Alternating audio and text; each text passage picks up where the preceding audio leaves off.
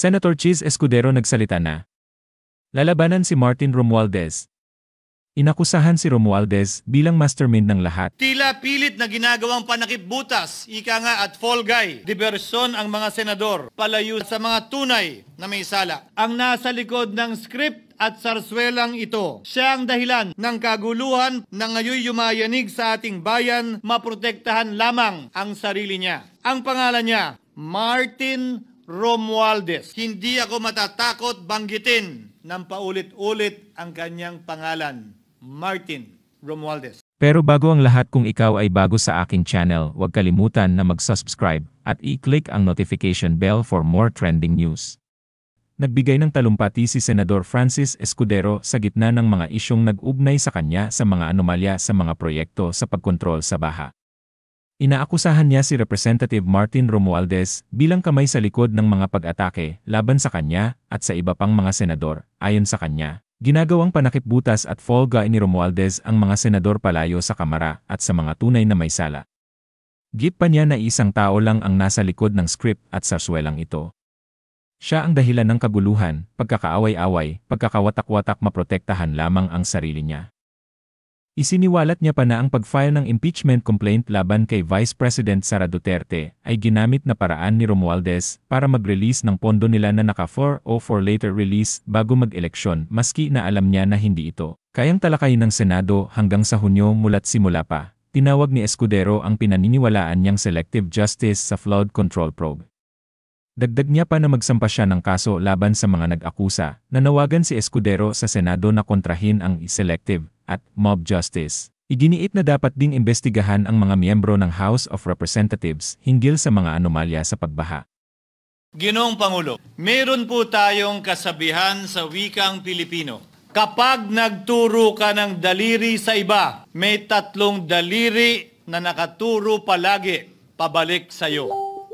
Sa mga nakaraang linggo, malinaw na nililihis ang galit ng taong bayan tungkol sa mga ghost at substandard flood control projects mula sa mga totoong may kasalanan patungo sa Senado at sa ilang mga miyembro nito. Tila pilit na ginagawang panakipbutas, ika nga at fall guy, at diversyon ang mga senador palayo sa Kamara at sa mga tunay na may sala. Klarong-klaro po ang script nito. Ipitin ang tatlong dating DPWH officials, pakantahin sa kanila, mema banggit lang na senador, habang pinagtatakpan ang mga congressman na tunay nakasabwat nila sa mga lugar na ginagalawan nila. Simple ang patunay dito. Kapanipaniwala ba na wala silang kinausap na kahit isang congressman nakaupo na totoong may hawak ng mga distrito sa lugar na ginalawan nila sa hinaba-haba ng testimonya nila dito o sa Kamara? Banggit sila ng banggit, name drop sila ng name drop ng pangalan ng senador. Maski na klaro naman kung inyong papakinggan na wala silang masabing direktang nakausap o binigyan ng anuman. Lahat ito para lamang ipako ang mga senador sa media at sa publiko at ilayo ang atensyon sa Kamara at mga congressman. Bakit nga ba? Dahil tila mas malaking isda, ika nga, mas mataas, mas kilala ang mga senador kumpara sa congressman? Umaasa sila na maiibsan ang galit ng tao sa kanila sa kanilang mga anomalya ukol sa flood control at tuluyan na silang makakatakas mula sa anumang pananagutan. Isang tao lamang, Ginoong Pangulo, ang nasa likod ng script at sarswelang ito. Siya ang dahilan ng kaguluhan, pagkakaaway-away, pagkakawatak-watak na ngayon yumayanig sa ating bayan, maprotektahan lamang ang sarili niya. Ang pangalan niya ay matagal nang bulong-bulungan sa bawat sulok ng bansa, pero ngayon, unti-unti nang sinisigaw ng taong bayan. Bakit tila sa Kamara, dito mismo sa Senado at sa ilang media ay hindi pa din nila kayang sambitin ang pangalan niya? Pues, sasabihin ko, Martin Romualdez. Minsan ang binanggit ng mga diskaya ito mismo dito sa Senado, ang kanyang pangalan. Pero agad itong pinabawi nung humarap sila sa Kamara. Binanggit ni Master Sergeant Gutesa ang kanyang pangalan. Pero ultimo notaryo, natunto nila at pinabawi nila ang pagnotaryo. Buti na lang, huli na't nasabi na niya ang pangalan ni Martin Romualdez na pinanumpaan dito mismo sa ating Blue Ribbon Committee. Hindi ba't si Ginoong Gutesa hindi ba't si Sergeant Gutesa lamang ang bukod tanging testigo na walang kinalaman, hindi sangkot sa flood control issue, walang hininging immunity, deal o proteksyon kapalit ng kanyang pagtestigo. Siya ang kauna-unahang nagtestigo na personal na naghatid ng pera sa bahay mismo ni Martin Romualdez. Ang salaysay niya, Ginoong Pangulo, ay kumpirmasyon ng matagal nang isinisiwalat ni Congressman Chanco at Mayor Magalong kung sino ang ulo sa paglilimas sa kaban ng bayan na ating naririnig na rin. Nung termino ko rin po bilang Pangulo ng Senado, maraming beses po akong tinanong ni Pangulong Bongbong Marcos tungkol sa panukalang budget para sa 2025. Sinabi ko po sa kanya ang buo at tapat na katotohanan para malaman po niya ang tunay na larawan at sitwasyon ng pambansang budget para sa taong yon. Ito marahil, Ginoong Pangulo, minamahal kong kasamahan, ang isa sa mga dahilan kung bakit pinag-utos ng Pangulo ang pag-veto at pag-for late release sa FLR at pag-hold ng malaking bahagi ng budget nila. Marahil, isa rin ito sa mga dahilan kung bakit ninais ng Pangulo na matanggal si Congressman Zaldico bilang chairman ng House Committee on Appropriations dahil sa mga inilahad ko at marahil na-discover din ng Pangulo kaugnay sa 2025 budget. Hindi malayo, Ginoong Pangulo, na naganap din ang mga ito noong 2023, 2024 at mga nauna pang budget kung saan napakaraming ghost at substandard projects ayon kay Secretary Vince Dizon at ayon mismo sa talumpati ng ating kasamahan na si Senator Ping Lacson. Ngunit marahil ay walang naglakas loob na sabihin ang katotohanan kay Pangulong Marcos o magsumbong sa kanya kaugnay sa ilang mga bagay na ito bago ako. Nais ko din pong kumpirmahin ang sinabi ni Congressman Toby Chanco na ang pag-file ng impeachment complaint laban kay Vice President Sara Duterte ginamit na paraan ni Speaker Romualdez para mag-release ng pondo nila na naka-FLR or for late release bago mag-eleksyon. Maski na alam po niya na hindi po ito kayang talakayin ng Senado hanggang sa Hunyo pa mula nung simula. Ginamit ni Martin Romualdez ang FLR at ang pangalan ng Pangulong Marcos upang itulak ang kanilang unconstitutional na impeachment complaint. Sabi nila, pumirma kayo dahil kung hindi lalabas ang pondo nyo na naka-FLR bago mag-eleksyon. Subalit, Ginoong Pangulo, hindi ito umubra. Hindi ito umubra dahil tinanggihan ito ni PBBM. Sinabi niyang walang ganyang uri ng usapan. At sinabi niyang hindi niya gagawin yon. Kaya't hanggang ngayon, nananatili pa rin for late release ang mga questionableng pondo nila. And that is why, Mr. President, distinguished colleagues, at the height of the impeachment controversy and amidst the passion of some sectors to remove the Vice President at all costs, I urged prudence and level-headedness because I knew that greed and not accountability was the reason behind it. In the end, Mr. President, the Supreme Court vindicated us. The Supreme Court vindicated us by saying, among others, quote, "There is a right way to do the right thing at the right time. This is what the rule of just law means." Close quotations. Ginoong Pangulo, sinisi po sa akin ni Speaker Romualdez ang pagkakatanggal kay Congressman Zaldico. Sinisi po niya sa akin ang pag-FLR or for late release ng kanilang mga proyekto. Sinisi po niya sa akin ang pagkakadismiss ng impeachment complaint laban kay VP Sara na nakikita niyang makakatunggali niya sa susunod na halalan. Sinisi din niya po sa akin ang pagkakasira ng kanilang maitim na balakin sa 2025 budget na nagawa nila ng walang balakid na mga nagdaang taon. Ginoong Pangulo, naging tapat ako at ginawa ko lamang ang aking tungkulin. Kung ano ang tingin kong tama at nararapat para sa bansa at sa sambayanan. Subalit, sa kabila po nito, nagsimula na ang lahat ng bira, paninira at kaso laban sa akin at sa Senado. At ang nasa likod ng lahat ng ito, walang iba kung hindi si Martin Romualdez. Ika nga ni Mayor Magalong na ngayon lamang nakita ko sinisiraan na rin ngayon. Bakit ko ba nilabanan at binisto sila Speaker Romualdez mula noon hanggang ngayon kung kasabwat at kasapakat lang din nila ako? Hindi ko po gagawin yon. Una, Hinalungkat ang isyu ng campaign contribution na tinanggap ko mula sa isang individual na may-ari ng kumpanyang nakakuha ng kontrata sa gobyerno. Inipit niya ang budget ng COMELEC sa Kamara dahil dito at binusisi ang di umano kaso kong ito. Subalit, Ginoong Pangulo, tulad ng sinabi ko sa simula ng aking talumpati, kapag ka nagturo ka ng daliri kanino man, may 3 daliring nakaturo pabalik palagi sa iyo. Anong nangyari? Hindi ba't biglang may lumabas na ulat ng PCIJ na ang dami naman palang opisyal, hindi lang senador, mas mataas pa ang tumanggap din ng ganong uri ng kontribusyon noong 2022 elections? Ang tanong ko ay simple. Kung legal at walang mali sa ginawa nila, edi dapat legal din at tama ang ginawa ko. Pero bakit ako lang ang iniimbestigahan tungkol dito? Higit pa doon, Ginoong Pangulo, hindi ba tayon kay Mayor Magalong merong 67 na miyembro ng Kamara na kontraktor? Ito po ay mga miyembro ng Kamara na may construction firm na nakakuha ng kontrata sa gobyerno. Kung bawal talaga ito, ibig sabihin ba niyan, bawal na nilang gastusin ang sarili nilang pera para sa kanilang sariling kandidatura? Bakit hindi din binubusisi yun? Bakit hindi inaalam yon? Ako lang talaga?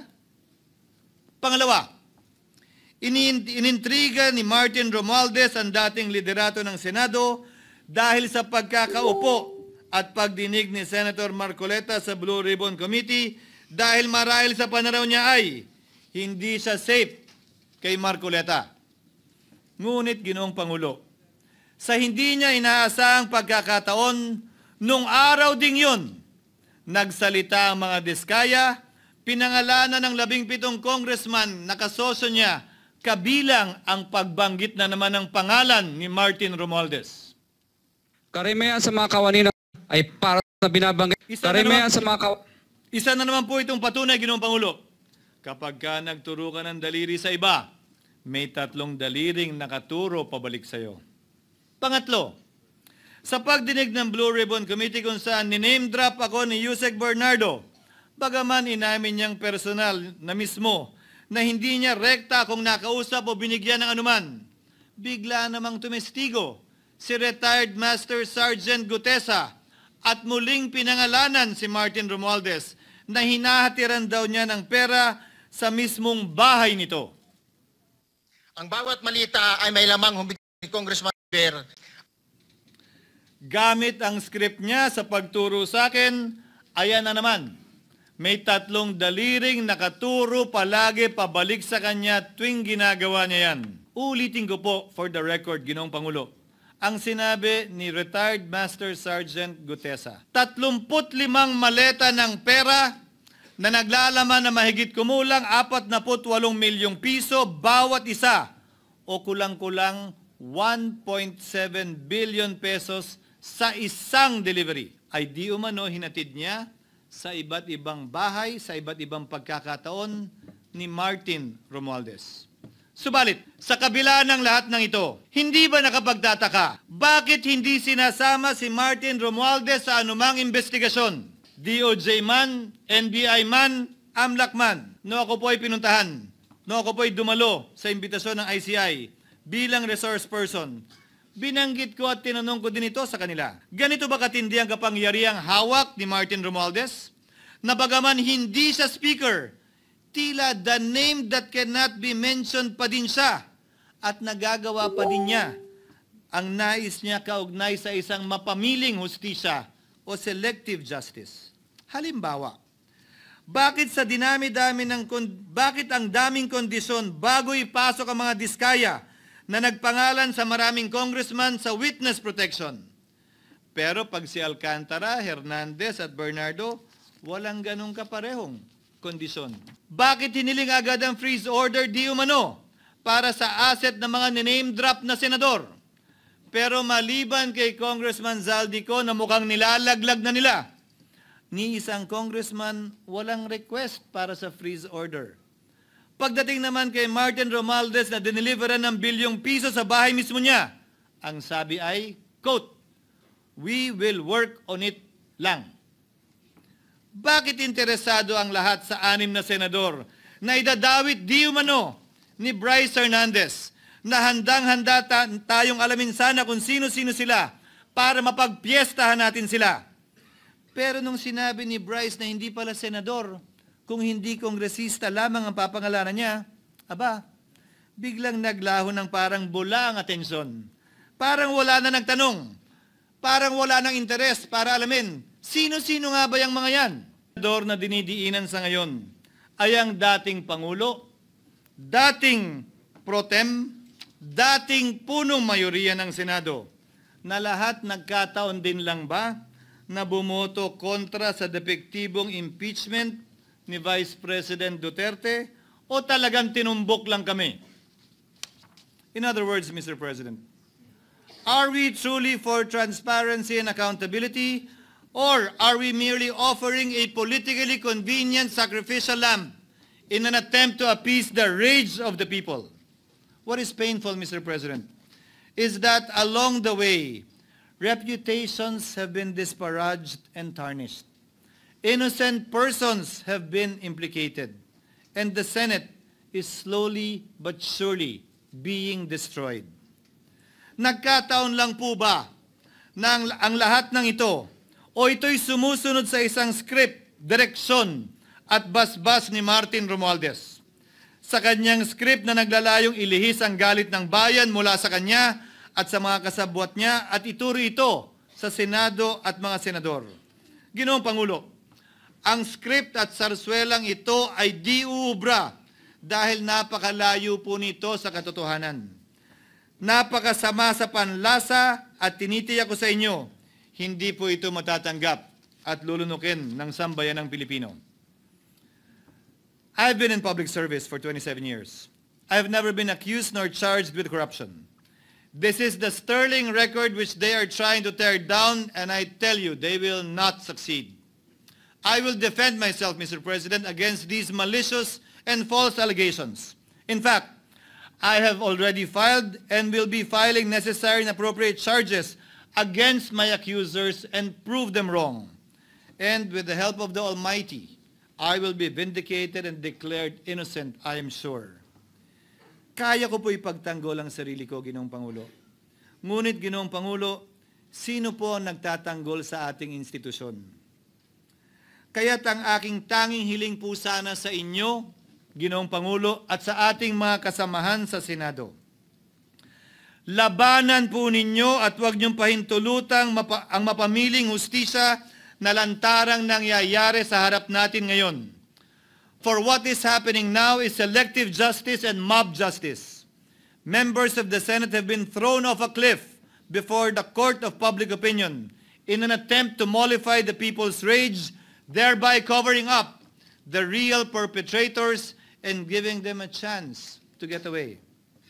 Mr. President, I will not allow justice to be weaponized against the innocent to protect the guilty, because this corrodes the legitimacy of the law before our people's eyes. Wala pong naniniwala, bagkus lahat nagtatanong, bakit walang congressman na kasama sa investigasyon? Huwag po tayong sumunod sa script ni Martin Romualdez. Labanan po natin ang script na ito. Pasagutin at imbestigahan lahat ng niname drop at nabanggit, congressman man, senador man at iba pang opisyal, at dapat kasama dito si Martin Romualdez. Ginoong Pangulo, hindi ba natin nakikita na pilit tayong pinag-aaway-away? Mayaman, mamamayan laban sa lingkod bayan, lokal laban sa nasyonal na opisyal, congressman laban sa kapwa congressman, at ngayon, senador laban sa kapwa senador. Pamilya laban sa pamilya. Pilipino laban sa kapwa Pilipino. Ginoong Pangulo, tandaan po natin, mas madaling manipulahin at ang nag-aaway at nagkakawatak-watak na bansa. At ito ang eksaktong gusto nilang mangyari. Ito, sa aking paniniwala, ay bahagi pa din ng script at sarswela na nais palaganapin ni Martin Romualdez upang lituhin, guluhin, linlangin at sirain ang ating lipunan at bansa para lamang huwag siyang mabisto. Sana ay huwag nating payagang mangyari ito. Ginoong Pangulo, tulad ng sinabi ko sa simula ng aking talumpati, sa kada mapang-akusa at mapanghusgang daliri na ituturo ninyo sa inyong kapwa, lalo na kung walang basihan, merong 3 daliring palaging nakaturo sa iyo pabalik. Sana po, maging mapanuri tayo. Huwag dali-daling magturo at maghusga dahil lamang sa napakinggan. Huwag tayong sumabay, kumampi, at magpadala sa script at sarswela ni Martin Romualdez. Kung kayo ay kakampi ni Martin Romualdez, pues sumunod kayo sa gusto nila. Una, maniwala kayo sa mga sinasabi ng testigo niya na nagtuturo lamang sa mga senador. Pangalawa, ibuhos niyo ang galit niyo sa Senado at ng mga senador at palayo kay Martin at sa mga congressman. Pangatlo, pagdudahan at sirain niyo si Sergeant Gutesa na bukod tanging hindi nakinabang at walang bahid at hiningi anumang kapalit sa pagsabi ng katotohanan. Pangapat, huwag niyong payagang mabanggit man lang ang pangalan ni Martin Romualdez. Panglima, huwag niyong payagang ipatawag si Martin Romualdez sa anumang investigasyon. Pang-anim, huwag niyong payagang imbestigahan si Martin Romualdez at mga kasamahan niya saan mang lugar. Ako, Ginoong Pangulo, hindi ako kakampi ni Martin Romualdez. Kaya lalabanan ko siya at lahat ng panglilinlang niya. Una, papatunayan kong hindi totoo ang mga panggigipit at paninira ng mga testigo niya laban sa akin at mga senador. Pangalawa, tututulan ko ang paglilihis at diversyon na ginagawa niya palayo sa kanya at sa Kamara. Pangatlo, hindi ko papayagang sirain ang mga senador pag away-awayin tayo at sirain ang institusyon ng Senado. Pangapat, pinaniniwalaan ko at saludo ako kay Sergeant Gutesa at iba pang katulad niya sa paglabas ng katotohanan. Panglima, hindi ako matatakot banggitin ng paulit-ulit ang kanyang pangalan, Martin Romualdez. At ipaglalaban kong ipatawag at imbestigahan si Martin Romualdez at lahat ng kanyang mga kasangkot at kasama. Ginoong Pangulo, mga minamahal kong kababayan, kung nais niyong lumitaw ang katotohanan, kung nais niyong panagutin ang tunay na salarin, kung nais po niyong makulong ang tunay na may kasalanan, huwag ninyong kampihan si Martin Romualdez. Punitin natin ang script ni Martin Romualdez. At higit sa lahat, huwag magpadala, huwag sabayan, huwag maniwala sa sarswela na nilalako ni Martin Romualdez.